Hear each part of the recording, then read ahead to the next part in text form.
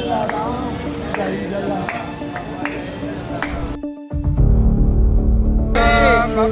જય, બાપાની જય, બાપાની જય. ચેરિટી કમિશનરમાં લોહાણા મહાજન પ્રમુખ નોંધાયેલ નથી અને 2008 પછી આપણે કોઈ પણ જાતના ઓડિટ રિપોર્ટ નોંધાયેલા નથી.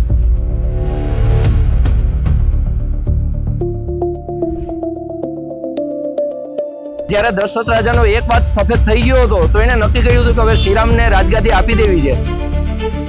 ત્યારના લોહાણા મહાજનના પ્રમુખ શ્રી મહેન્દ્રભાઈ મશરૂના પૂરેપૂરા વાળ સફેદ હોવા છતાં અને કાને સંભળાતું નથી છતાં પણ એને સત્તા મૂકવી નથી. તમે સોશિયલ મીડિયામાં જોયો કે આપણો 2-3 દિવસથી જલારામ મંદિરનો જે મુદ્દો ચગ્યો છે એ ટોક ઓફ ધી ટાઉન છે. આ મુદ્દામાં ખરેખર વાસ્તવિકતા જણાવું તો ઘણા લાંબા સમયથી એટલે કે ઘણા વર્ષોથી 4-5 વર્ષથી આ કામ અધૂરું છે. બરાબર. બીજા નંબરમાં મંદિર પાસે લોકો એમ કહે છે કે ભંડોળ છે તો શા કારણોસર કામ નથી કરતા. મંદિર ટ્રસ્ટના પ્રમુખ એવું જણાવે છે કે નકશો આવે એ પ્રમાણે કામ થાય. બરાબર. તો હું તમને જણાવવા માંગુ છું કે નકશો કોઈ પણ વસ્તુ તમે સામાન્ય નાનું ઘર બનાવવા જાઓ તો પણ નકશો એકી સાથે આવી જતો હોય, નહીં કે ટુકડે ટુકડે.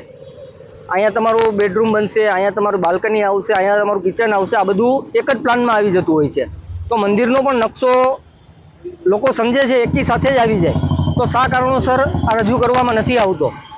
લોકો સમક્ષ નકશો મૂકે, જો ખરેખર નકશો બનાવ્યો છે સોમપુરા સાહેબે જણાવ્યા મુજબ, તો શા કારણોસર મંદિરનો નકશો રજૂ કરવામાં નથી આવી રહ્યો, લોકોને જાણકારી નથી આપવામાં આવી રહી. આ સમાજ પૂછે છે. અહીંયા સર્વે ઉપસ્થિત તમે જોઈ શકો છો, આ બધા જલારામ ભક્તોની અંદરની વેદના, અંદરની પીડા બોલે છે. બાપા નિજ મંદિરમાં વહેલાસર પધારે, સર્વે જલારામ ભક્તોની આ જ લાગણી અને માગણી છે.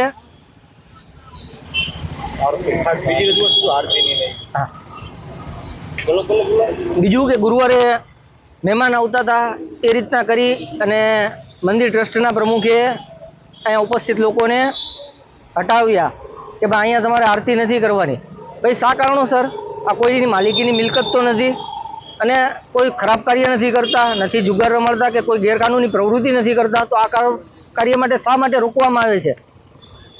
મહેમાન આવતા હતા તો મહેમાનના હાથે આરતી ઉતરાવત, મહેમાનના હાથે પ્રસાદી વિતરણ કરાવત, સમૂહનું, ટ્રસ્ટનું, મંદિર પરિવારનું, સમાજનું સારું દેખાત, સારું કાર્ય કરે છે ને, તો શા માટે રોકવામાં આવે છે? લોકોને આ વાત ગળે નથી ઉતરતી. આનો જવાબ ટ્રસ્ટના પ્રમુખ આપે, આવી લોકોની માગણી છે. લોહાણા સમાજમાં જે છેલ્લે સાધારણ સભા મળેલી હતી, સાધારણ સભામાં મળેલી હતી ત્યારે બધાય સમાજના જેટલા પણ અહીંયા બધા ભેગા થયા હતા એ બધાએ એવી રજૂઆત કરેલી હતી કે ભાઈ તમે આ વખતે ટૂંકમાં બંધારણમાં રજૂ કરી અને બંધારણ જે છે કે નથી એ હજી કોઈ એ લોકો ક્લિયર નથી. જે પીટીઆર જે મળ્યો છે, પીટીઆરની અંદર એ ટૂંકમાં 2008 પછીના કોઈ પ્રમુખની નોંધણી કે કાંઈ પણ કોઈ વસ્તુ ટૂંકમાં એની સામે આવેલ નથી.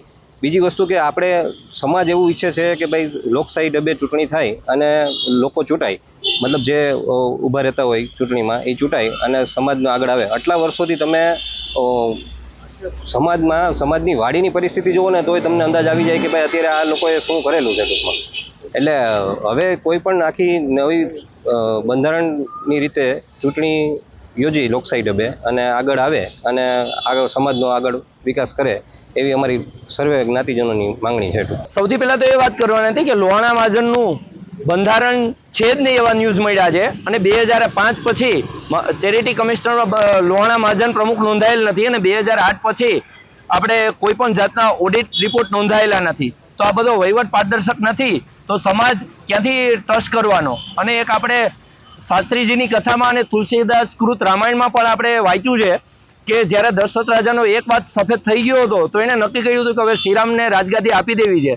તો આ અત્યારના લોહાણા મહાજનના પ્રમુખ શ્રી મહેન્દ્રભાઈ મશરૂના પૂરેપૂરા વાળ સફેદ હોવા છતાં અને કાને સંભળાતું નથી છતાં પણ એને સત્તા મૂકવી નથી. તો હવે આના ઉપરથી આપણે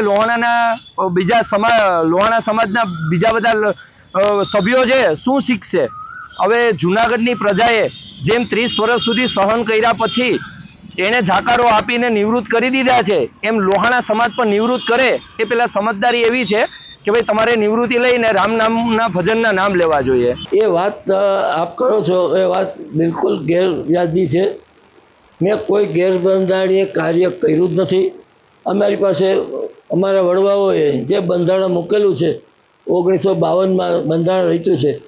મોટા વકીલોએ, પત્રકારોએ આ બંધારણ કર્યું છે. પીજી ઠક્કર સાહેબે બધા ભેગા મળીને એ પ્રમાણે અમે કાર્યવાહી વર્ષોથી કરતા આવ્યા છીએ. આ વર્ષે પણ એ જ કાર્યવાહી કરી એ પદ્ધતિ. જલારામ મંદિરમાં તમે પૂજા અર્ચના બંધ કરાવી, ધૂન બંધ કરાવી, શા માટે એવો આક્ષેપ છે? જલારામ મંદિરનો પ્રોજેક્ટ મોટો, જુનાગઢની દ્રષ્ટિએ મોટો પ્રોજેક્ટ છે. અમે એ પ્રોજેક્ટ ચાલુ કર્યો છે. 8 મહિના સુધી કામગીરી ચાલુ કરી. 84 લાખ રૂપિયા ખર્ચા છે. કોર્પોરેશનના નિયમ પ્રમાણે પાણીનો ટાંકો 1 લાખ લીટરનો હોવો જોઈએ, અલગ અલગ મોટી ગટર હોવી જોઈએ. આ બધું કામગીરી કરી અને અમુક વિભાગમાં સ્લેબ પણ ભર્યા છે. પરંતુ ચોમાસું આવતા અને થોડી નાણાં પડતા અમે કામગીરી અટકાવી અને હવે થોડોક ફંડ મળતા દિવાળી આસો મહિનામાં નોરતામાં અથવા દશેરાએ કામગીરી ચાલુ કરશું એવું એન્જિનિયરોએ વાત કરી છે. અત્યારે એન્જિનિયરે કામગીરી કરવાની 100% ના પાડી છે. ખાસ કરીને તમારી સામે એવો પણ એક આક્ષેપ છે કે તમે જે છે ચેરિટી કમિશનરમાં પણ તમારી સામે ફરિયાદ છે કે નાણાંનો જે સર્વોદય બ્લડ બેંક છે એમાં પણ નાણાંની ઉચાપત થઈ છે. અમને દાતાએ 2015ની સાલમાં 1 કરોડ રૂપિયા આપેલા બ્લડ બેંક નિર્માણ માટે અને અમે લોન તરીકે સ્વીકારી અને એ રકમ અમે બ્લડ બેંકના ચોપડે જમા લીધેલી. પરંતુ બ્લડ બેંકમાં 10 વર્ષ પછી પણ લગભગ 1 કરોડ રૂપિયા વ્યાજ મળ્યા. એ ઉપયોગ કર્યા પછી પણ અમે બ્લડ બેંક બનાવવાનો નિર્ણય મોકૂફ કરી દીધો, બંધ કરી દીધો કે હવે અમારે બ્લડ બેંક કરવી નથી. જેથી મેં બ્લડ બેંકના મિત્રોને કહ્યું કે આપણે આ રકમ લોન તરીકે મળી છે, તમે કહેતા હો કે દાન તરીકે મળી હોય, પણ આપણે દાનનો ઉપયોગ કરતા નથી કે લોનનો ઉપયોગ કરતા નથી, તો એ રકમ દૂધે ધોઈને દાતાને પાછી આપી દેવી જોઈએ. એમાં મતભેદ પડતા આ વસ્તુ ઉપસ્થિત થઈ છે.